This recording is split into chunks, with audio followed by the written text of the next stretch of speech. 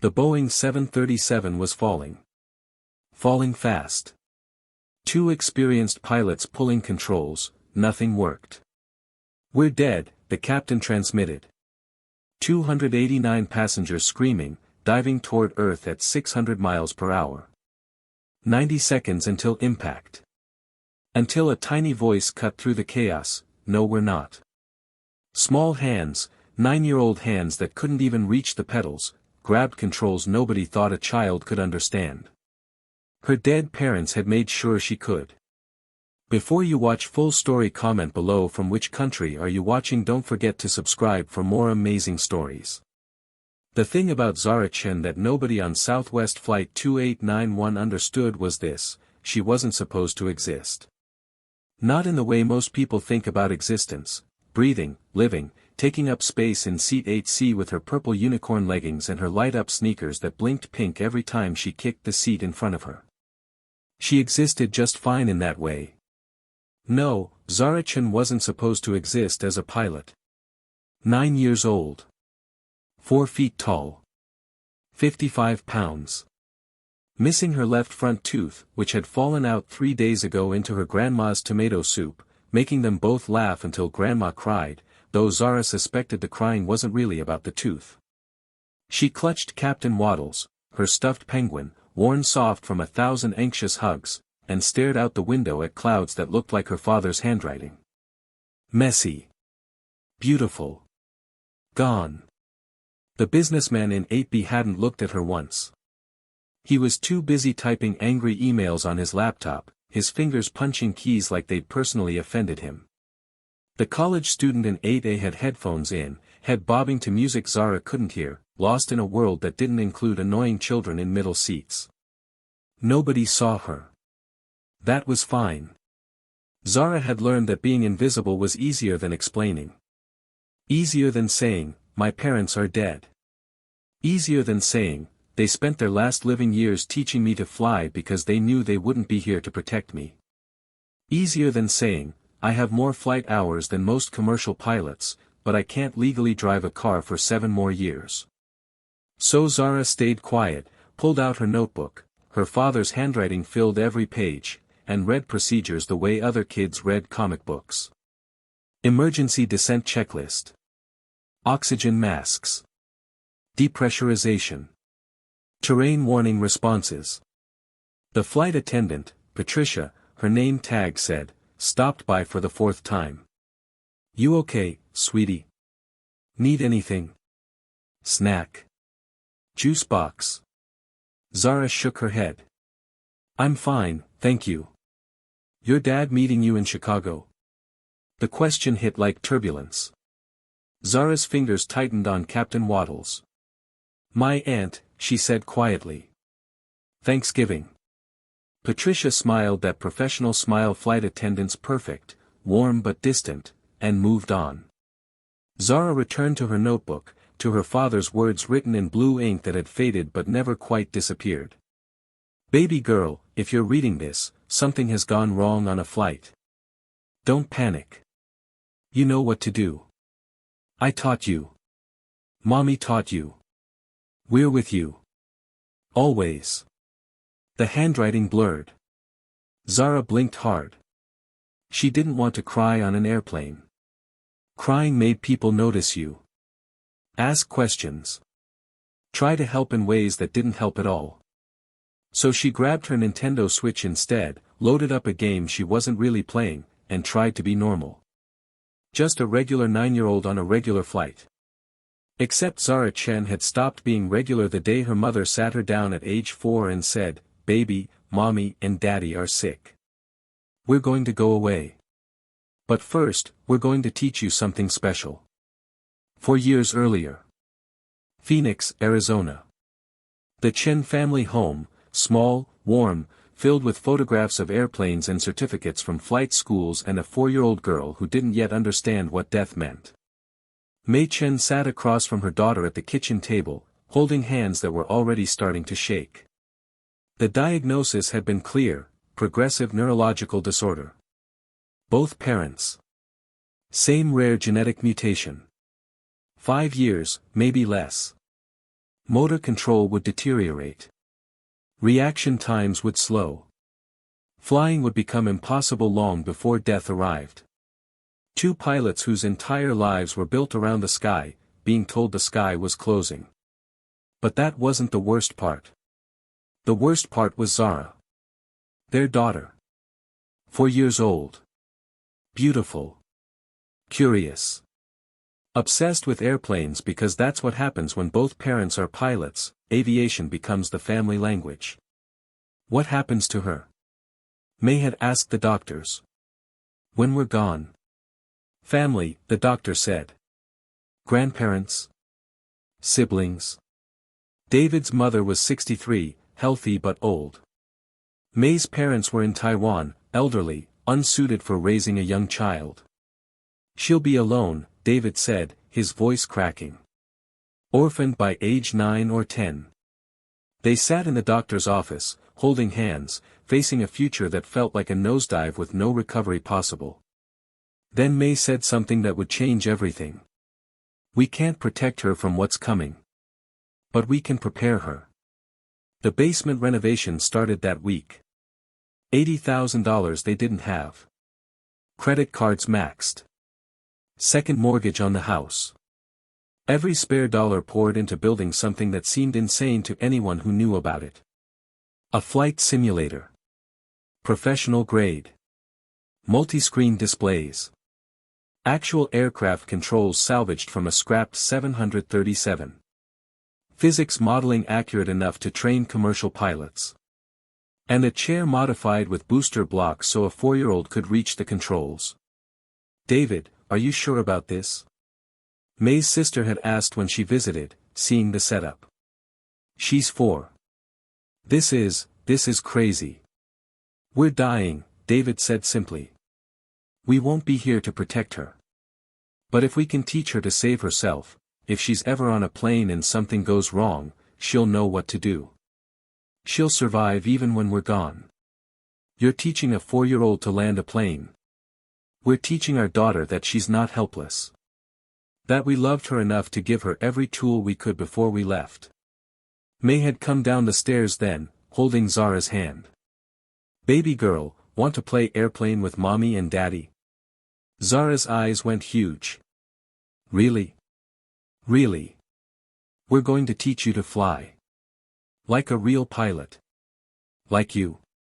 Exactly like us. That was the beginning. 6 days a week. 3 hours a day. Every day after preschool, later after kindergarten, then first grade, second grade, third grade. Zara would come home, drop her backpack, grab Captain Waddles for moral support, and head to the basement where her parents waited. At first, it was play. Games. Fun. Zara, can you find the altimeter? The one that shows how high we are. Tiny finger pointing, that one. Perfect. What number is it showing? 5,000. 5,000 feet. You're so smart. High five. But slowly, carefully, it became more. Zara, the engine just failed. Engine number 1. See the red light? What do you do? Pull the fire handle. Good. Then what? Increase power on engine 2 to maintain altitude. Perfect. You just saved the airplane. By age 5, Zara could identify every instrument on a 737 panel. By age 6, she could execute textbook takeoffs and landings in the simulator, her small hands moving across controls with growing confidence. By age 7, she could handle engine failures, system malfunctions, emergency descents, scenarios that would make experienced pilots sweat. By age 8, she could fly ILS approaches in zero visibility, manage dual hydraulic failures, execute go-arounds under pressure. The training wasn't gentle. It couldn't be. May and David were racing against a disease that was stealing their coordination, their reaction time, their ability to demonstrate procedures. Again, David would say when Zara messed up a landing. You were too high on approach. Do it again. Daddy, I'm tired. I know, baby girl. But when you're on a real airplane and something goes wrong, you can't be tired. You have to know this so well your hands do it even when your brain is scared. Again.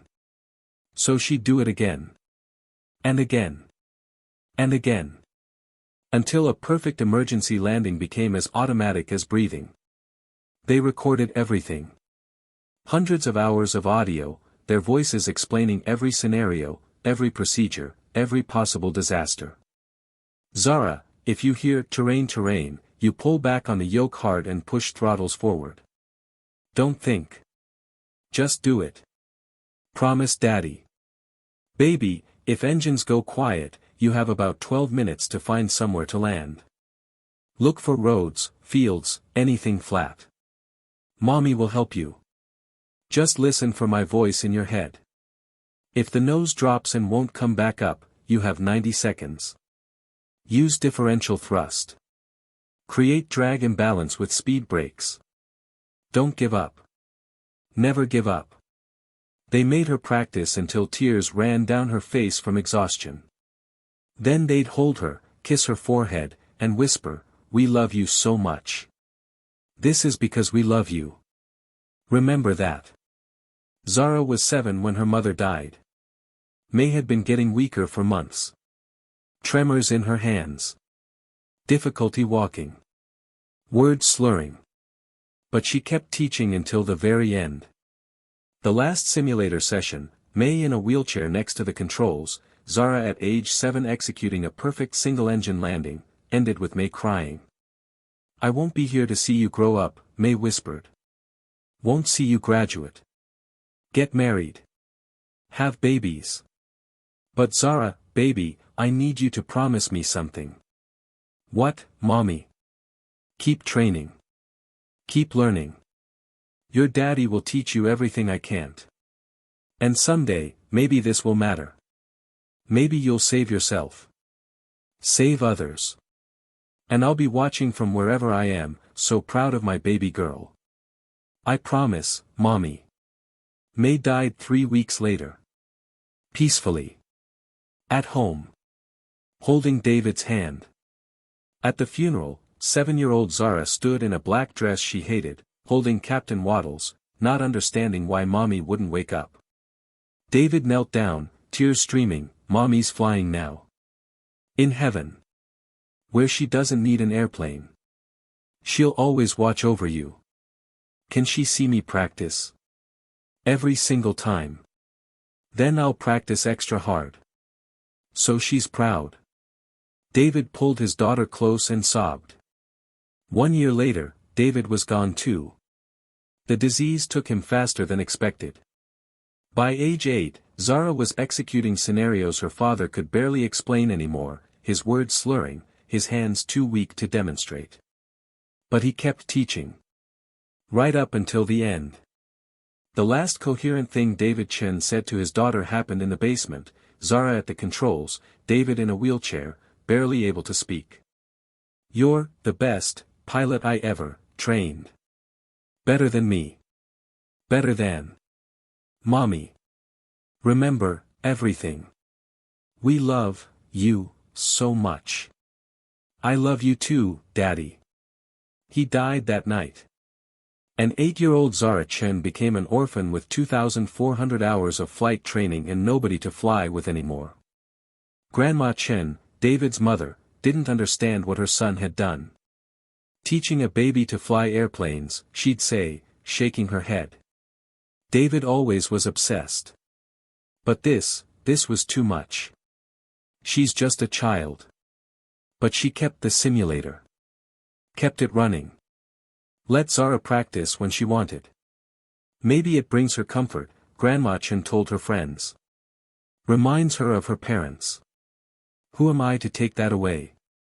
So Zara lived a double life. At school, normal 4th grader. Friends. Homework. Recess. Nobody knew. At home, pilot in training. Hours in the simulator. Practicing scenarios. Keeping promises to ghosts. She didn't talk about flying. It made her sad. Made her miss mommy and daddy. She just wanted to be normal. Which is why, on November 20th, when Grandma Chen drove her to Phoenix Sky Harbor Airport for her flight to Chicago, Zara felt relieved. Just a normal flight. Just a normal visit to Aunt Linda for Thanksgiving. No flying. No pressure. Just being a kid. Grandma Chen kissed her goodbye at security. Be good, sweetie. Call me when you land. I will, Grandma. And Zara? Yeah. Your parents would be so proud of you. No matter what.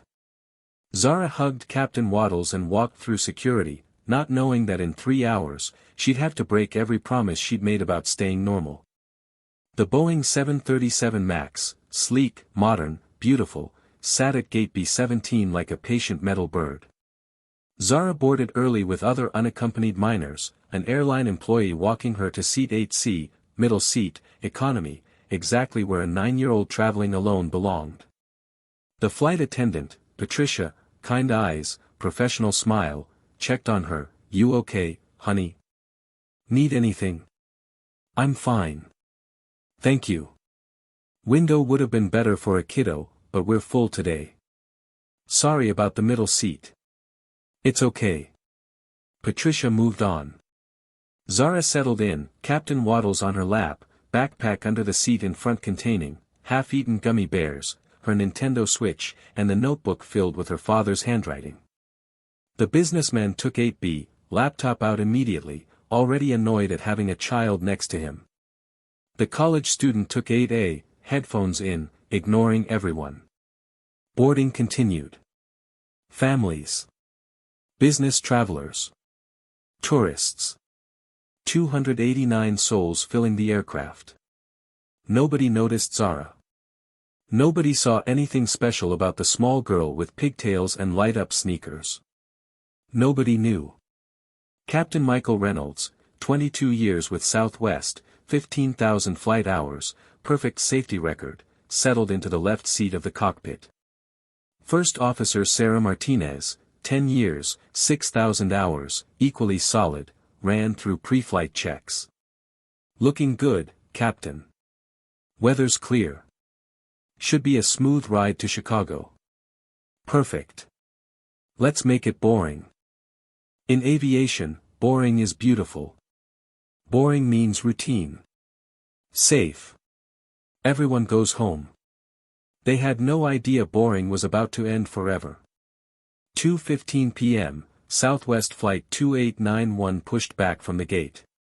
2:32 p.m., takeoff from Phoenix Sky Harbor, runway 25R.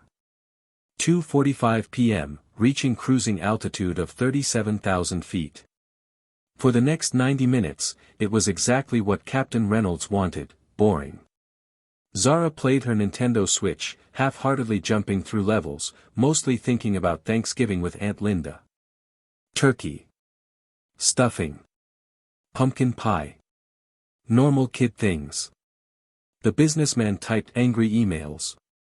The college student dozed. Patricia served drinks with practiced efficiency. And Southwest 2891 flew smoothly toward Chicago, crossing Arizona, New Mexico, and into Kansas.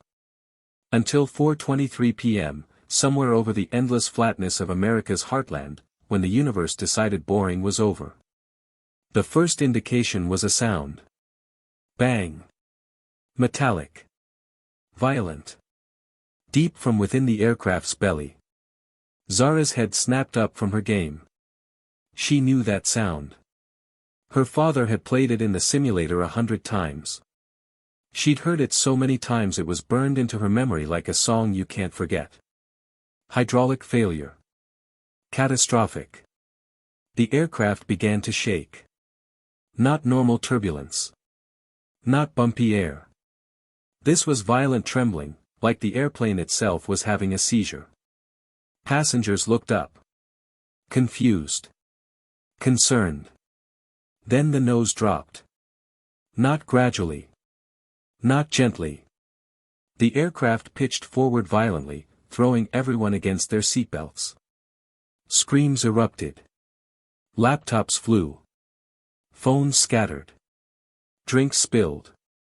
Pure terror spreading like fire through the cabin. Zara grabbed her armrests, her small knuckles white. She'd done this scenario multiple times. Scenario 47, dual hydraulic failure with pitch control loss. Her father's voice echoed in her memory, clear as if he were sitting next to her. If the nose drops hard and won't come back up, the pilots have about 90 seconds before the dive becomes unrecoverable. They'll try manual inputs. If those don't work, they're out of options. The overhead bins rattled. Oxygen masks deployed with a collective gasp. People screamed. Through the window, Zara could see the ground. They were in a dive, angle steep and getting steeper. The captain's voice came over the PA system, strained, professional training fighting raw terror. Ladies and gentlemen, we have a serious flight control emergency. Everyone brace for. The aircraft pitched harder. Steeper. The angle increased. And then, accidentally, in their panic, someone in the cockpit left the PA system on. The entire cabin heard what happened next. First Officer Martinez, manual reversion isn't responding. Hydraulics are gone. I can't pull up. Captain Reynolds, engines full power. Try asymmetric thrust. Martinez, not working. We're at 40 degrees nose down. Altitude descending through 30,000. Reynolds, tower, this is Southwest 2891. We have total flight control failure. Aircraft is in unrecoverable dive. His voice broke. We're dead. Tell our families we. Silence. Just the scream of wind. The roar of engines. The wail of alarms. And 289 passengers hearing their pilots give up. Hearing their death sentence. The businessman in 8B was sobbing into his phone, I love you. Tell the kids I love them. I'm so sorry. The college student in 8A sat frozen, tears streaming, too terrified to even scream. All around, the sounds of people saying goodbye.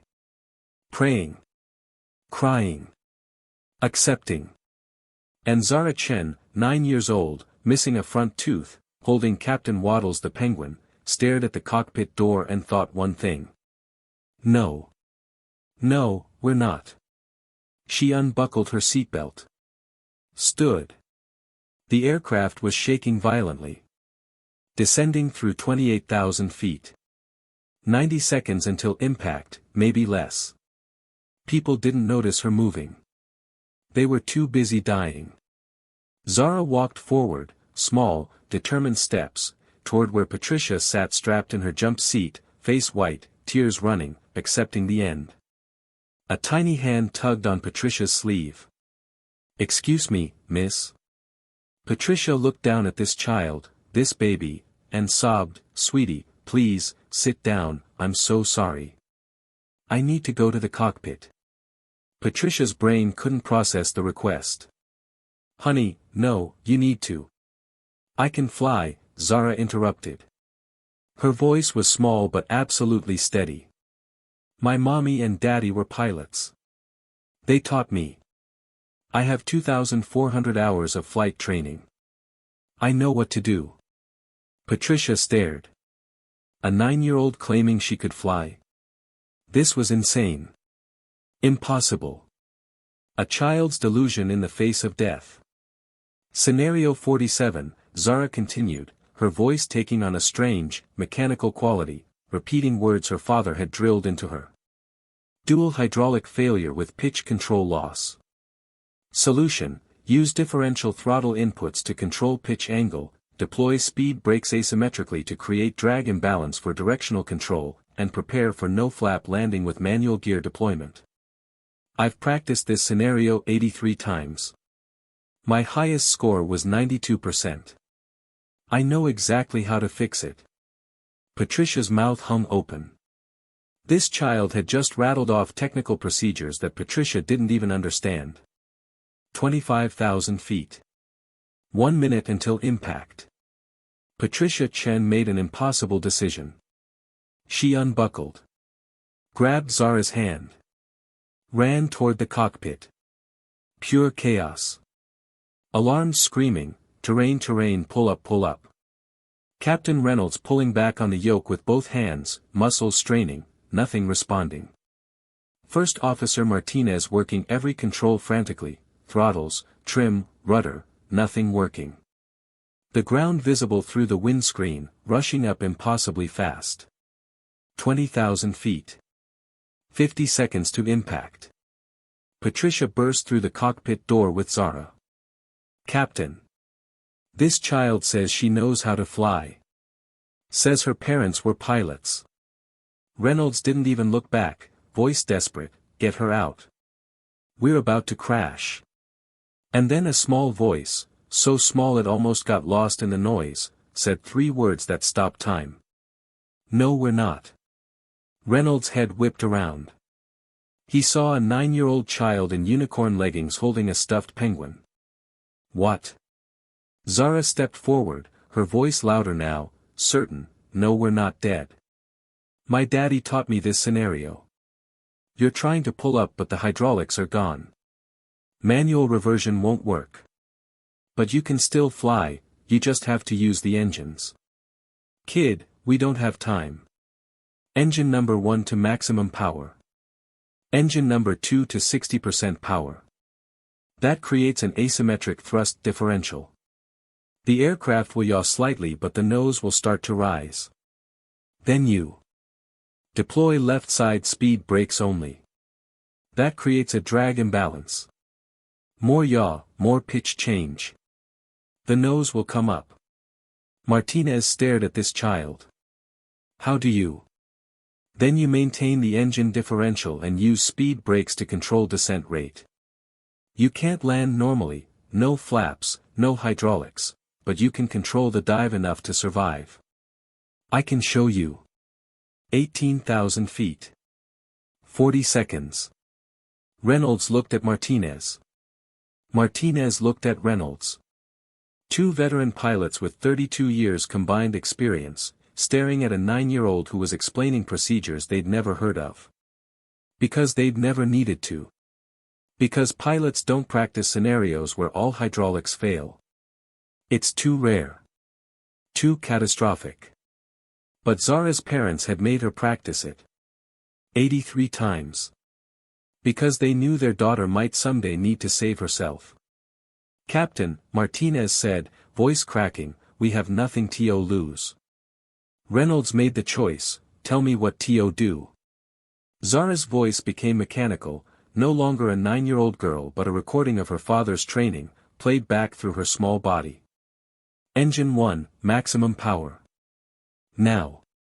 Martinez's hands flew to the throttles. Pushed engine 1 to full. Engine 2, 60%. Not more. Not less. Martinez pulled engine 2 back to exactly 60%. The aircraft shuddered. The asymmetric thrust created a yaw moment, the nose trying to turn. And slowly, impossibly, the pitch angle began to decrease. 40 degrees. 38. 36. It's working. Reynolds gasped. The nose is coming up. 15,000 feet.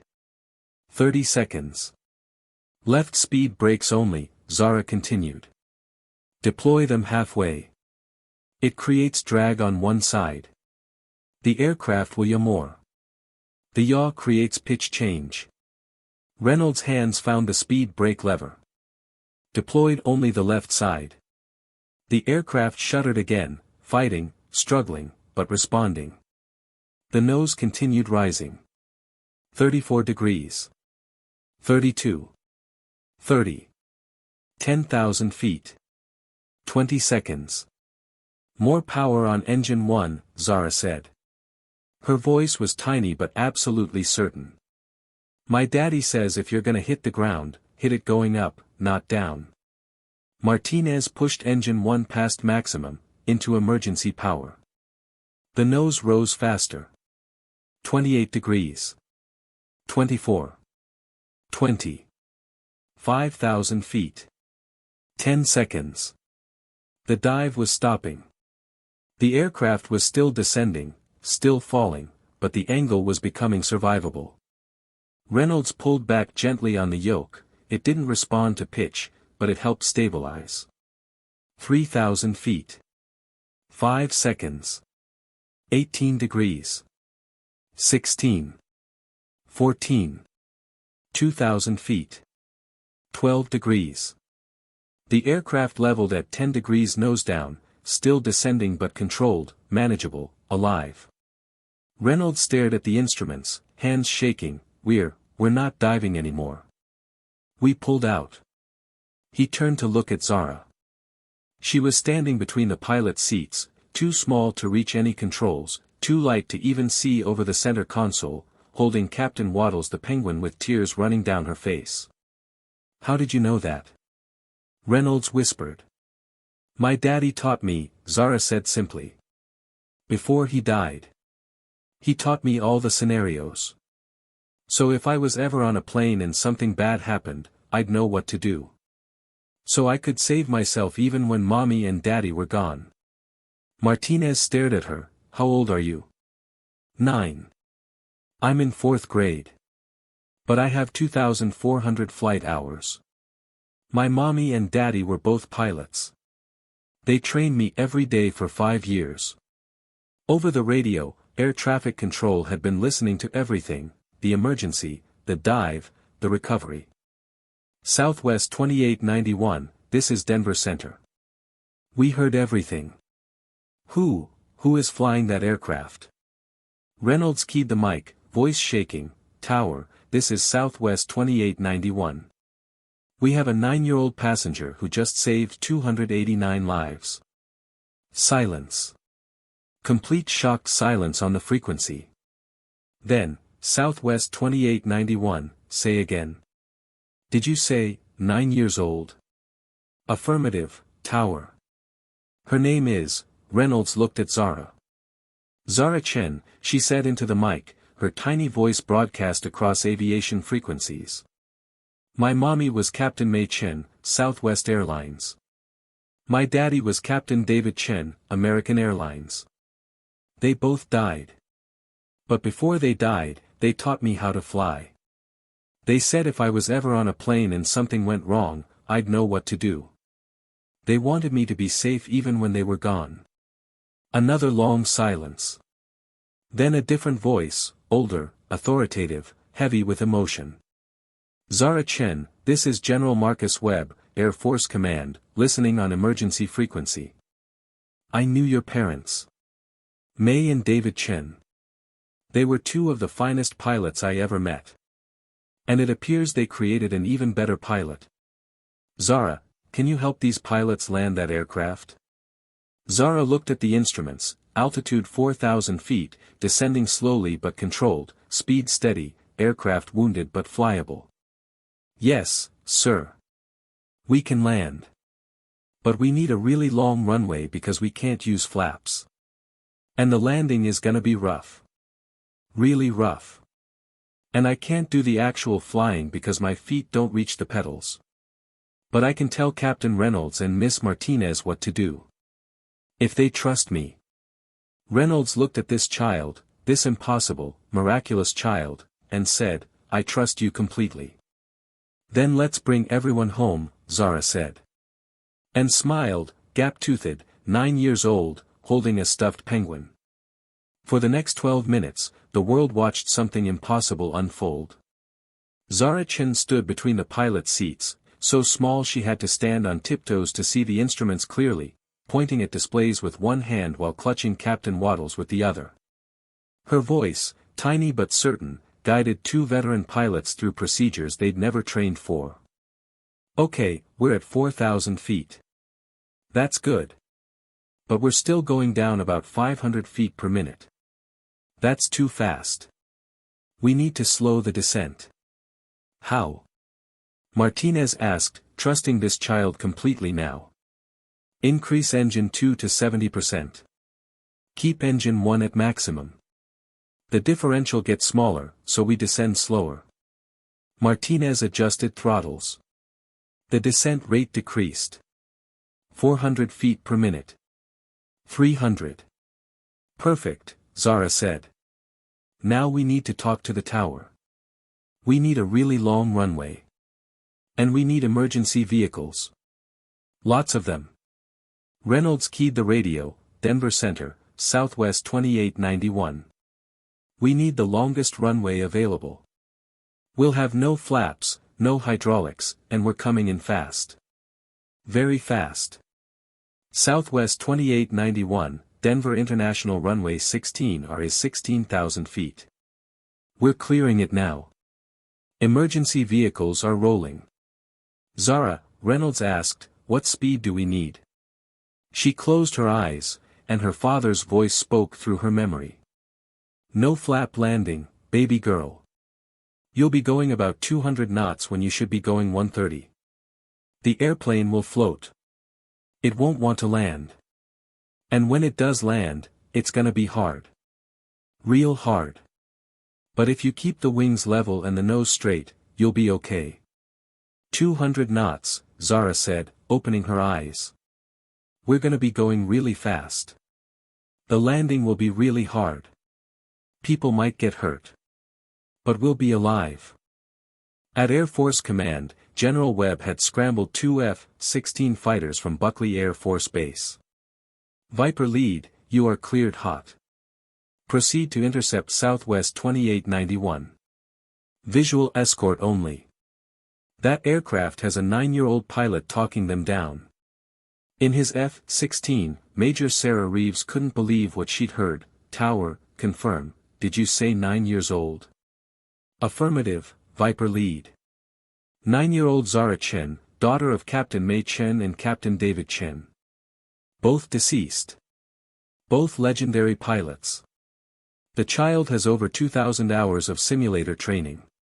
She just pulled that 737 out of an unrecoverable dive.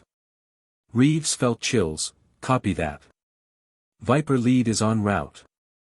Minutes later, two F-16s pulled alongside Southwest 2891, sleek, powerful, a military honor guard for a wounded civilian aircraft.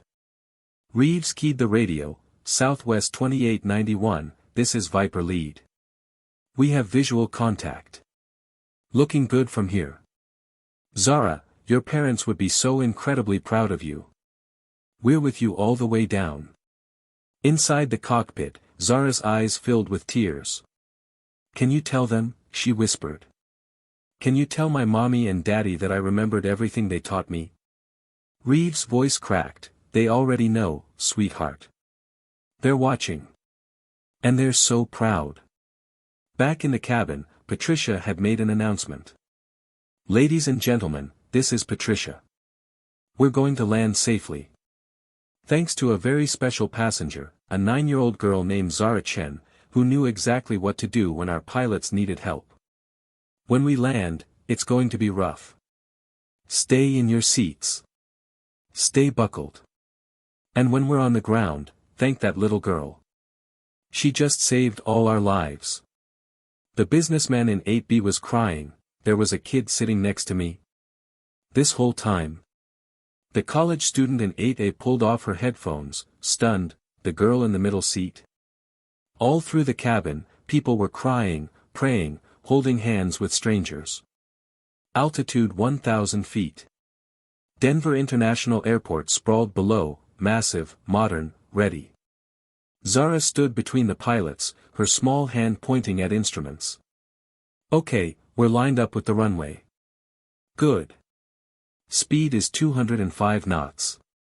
A little fast. Reduce engine 1 to 90%. Reynolds adjusted.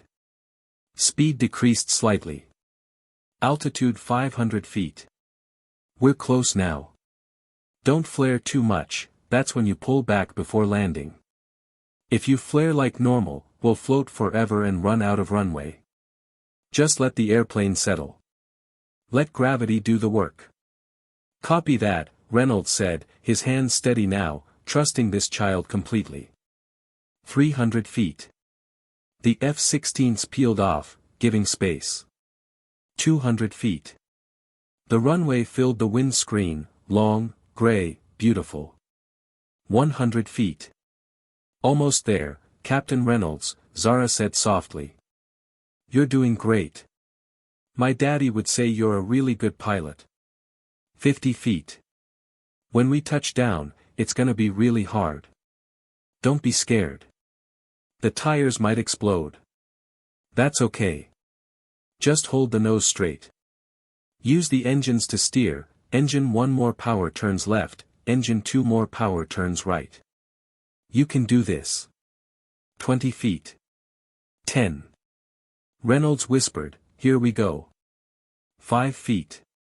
The 737 slammed into runway 16 are like a falling brick. Boom. Tires exploded instantly, all 6 main gear tires shredding, rubber flying. Sparks erupted from the wheel rims grinding on concrete. The aircraft skidded, sliding, fighting, screeching. Reynolds worked the engine throttles frantically, following Zara's instructions. More engine 1. We're drifting right. Less engine 2. Too much. Straight. Hold it straight. The aircraft slid for what felt like forever, 6,000 feet, 7,000, 8,000. And finally, impossibly, stopped. 9,000 feet down a 16,000-foot runway. Stopped. Safe. Alive. The cockpit was silent except for alarms still screaming and the hiss of destroyed tires. Reynolds sat frozen, hands still on the controls, tears streaming down his face. Martinez was sobbing openly. And Zara Chen, 9 years old, 4 feet tall, 55 pounds, stood between them holding Captain Waddles the Penguin and whispered. I did it, Mommy. I did it, Daddy. I brought everyone home. Then she started crying, really crying, all the fear and terror and pressure finally breaking through. Patricia appeared, scooped Zara into her arms, and held her while the child sobbed. You saved us, Patricia whispered. You saved all of us. Through the cockpit windows, they could see emergency vehicles surrounding the aircraft, fire trucks, ambulances, police cars. And beyond them, news helicopters descending. The world was watching. Within 30 minutes, Zara's face was on every screen across the planet. CNN, 9-year-old lands jet after pilots lose control. BBC, child prodigy saves 289 lives over Kansas. Al Jazeera, 4th grader with 2,400 flight hours. The video, recorded by passengers, went viral instantly. A small girl in unicorn leggings standing in a cockpit doorway. Her tiny voice saying procedures. The aircraft pulling out of a dive. The impossible landing. Within hours, 1 billion views. The passengers deplaned slowly, many stopping to hug Zara, to thank her, to take photos. The businessman from 8B knelt down, I didn't even notice you. I was so busy with work, I didn't see you. And you saved my life. I'm so sorry. And thank you. Thank you so much. The college student from 8A, you're the bravest person I've ever met. When I grow up, I want to be like you. Zara just hugged Captain Waddles and nodded, overwhelmed. Grandma Chen arrived from Phoenix on an emergency flight, running through Denver International Airport with tears streaming. Zara. Zara. Grandma. They collided in a hug that lasted forever. Your daddy, Grandma Chen sobbed. Your mommy. They knew. They knew you'd need this someday. I thought they were crazy. But they were preparing you. Saving you even after they were gone. I remembered everything, Grandma. Every single thing they taught me. I know, baby. I know. They're so proud of you. So proud. The next day, FAA headquarters, Washington, D.C. A press conference room packed with hundreds of reporters from every major outlet on Earth. At the front table, Captain Reynolds. First Officer Martinez. Patricia the flight attendant. And Zara Chen, sitting on a booster seat so she could reach the microphone, still wearing her future astronaut hoodie, still holding Captain Waddles. The FAA administrator spoke first. Yesterday, Southwest Flight 2891 experienced a catastrophic dual hydraulic failure, a scenario so rare, so deadly, that it's only happened 3 times in commercial aviation history. All previous incidents resulted in total loss of aircraft and lives. Yesterday should have been the 4th. But it wasn't. Because of Zara Chen. This 9-year-old child, trained by her parents before they died, knew procedures that even our most experienced pilots don't train for. She saved 289 lives. And in doing so, she's forced us to ask difficult questions about what happened, why it happened, and what it means. The floor opened to questions. Reporter number 1, Zara, how did you know what to do? Zara's small voice, my mommy and daddy taught me. They made a simulator in our basement. They made me practice every single day. Even when I was tired. Even when I wanted to play instead. They said someday it might matter.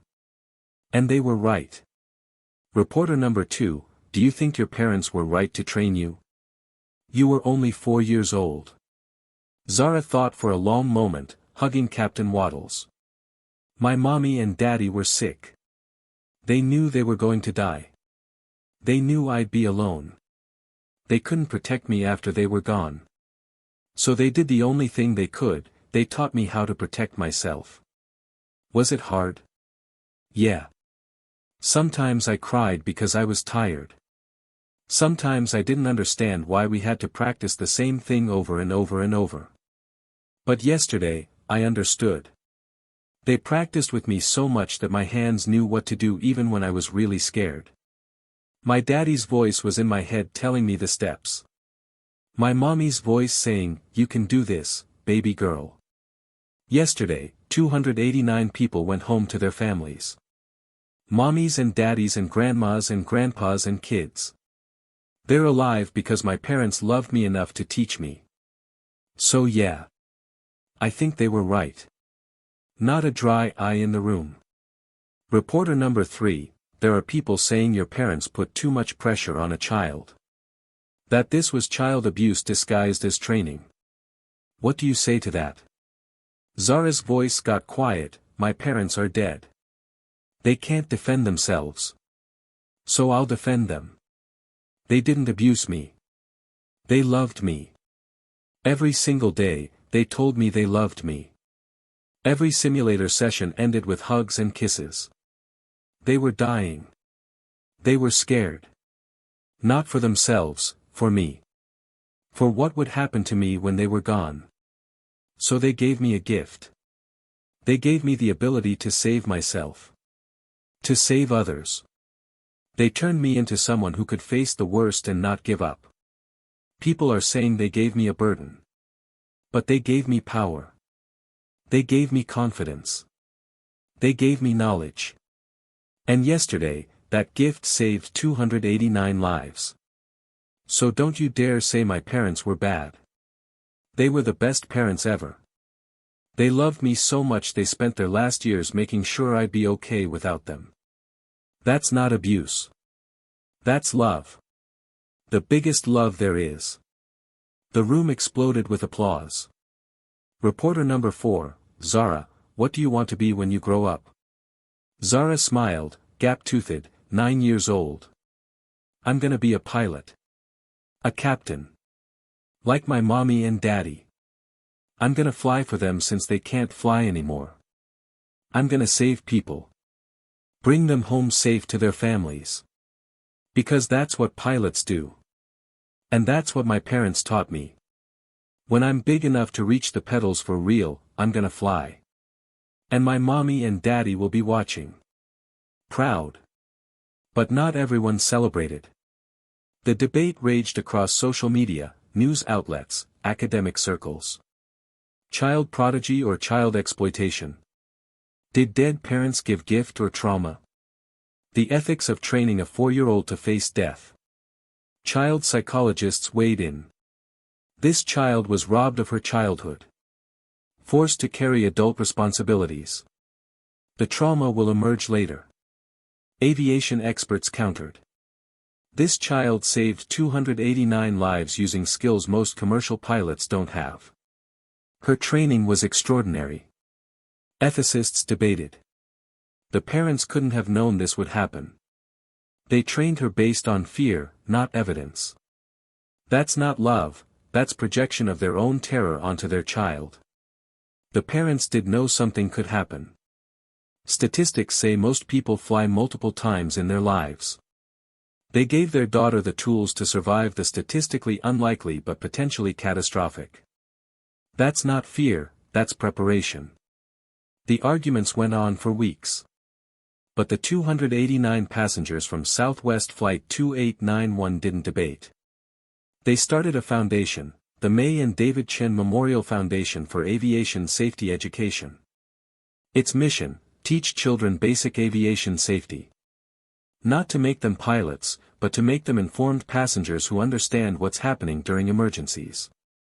The foundation's spokesperson, the businessman from Seat 8B, said it best. Zara's parents gave their daughter an extreme education. Most kids won't need that. But every kid should understand what those oxygen masks are for. What brace means. How to stay calm.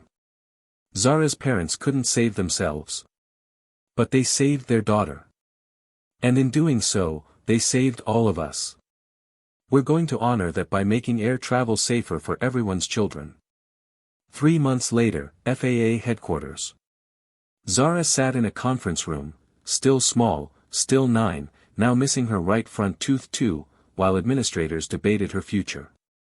She can't log her 2,400 hours, one administrator said. She's not legally a pilot. She's 9 years old. We can't set a precedent. But she saved 289 lives, another countered. We can't ignore that. So what do we do? They decided on something unprecedented. The May and David Chen Award for Extraordinary Aviation Skill and Courage. A special commendation, not a license, not official flight hours, but recognition. The FAA administrator presented it to Zara personally. This award recognizes skills that exceed standard pilot certification. It honors your parents' legacy. And it establishes a program to identify and nurture young people with exceptional aviation aptitude, safely, ethically, with proper oversight. Your parents trained you in secret because they were dying and desperate. But you've shown us that young people can learn aviation at high levels if done right. This award will fund scholarships, youth aviation programs, research into aviation education for children. Your parents' gift to you becomes our gift to the next generation. Zara accepted the award, a beautiful plaque with her parents' names engraved, and whispered, "Thank you. My mommy and daddy would love this." Spring arrived in Phoenix. Zara Chen, now 10 years old, birthday in February, stood in a cemetery with Grandma Chen. She wore her future astronaut hoodie, faded now, worn from constant wearing. She carried Captain Waddles, one eye missing, stuffing coming out, loved beyond repair. She placed flowers on 2 graves. Captain Mei Chen, beloved mother, legendary pilot 1985 to 2022, she taught her daughter to fly. Captain David Chen, beloved father, legendary pilot 1983 to 2023, he taught his daughter to soar. Zara knelt between them, touching both headstones. "Hi mommy. Hi daddy. It's been 6 months since the landing. Since I used everything you taught me.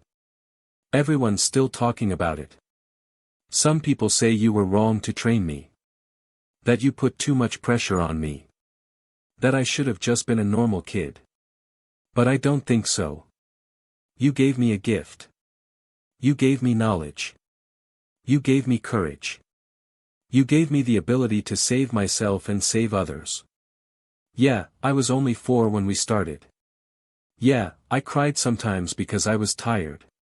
Yeah, I wanted to play instead of practice. But mommy, daddy, I saved 289 people. 289 people went home to their families because you loved me enough to teach me. There was a little girl on that plane. Her name is Emma. She's 6. Her mommy told me that Emma wants to be a pilot now because of me. That she's not scared of flying anymore because she knows someone like me could be on her plane. There was an old man, Mr. Patterson. He was flying to see his grandson for the first time. He got to meet baby James because of you. Because you trained me. There were so many people. So many lives. So many families. Were you perfect parents? I don't know.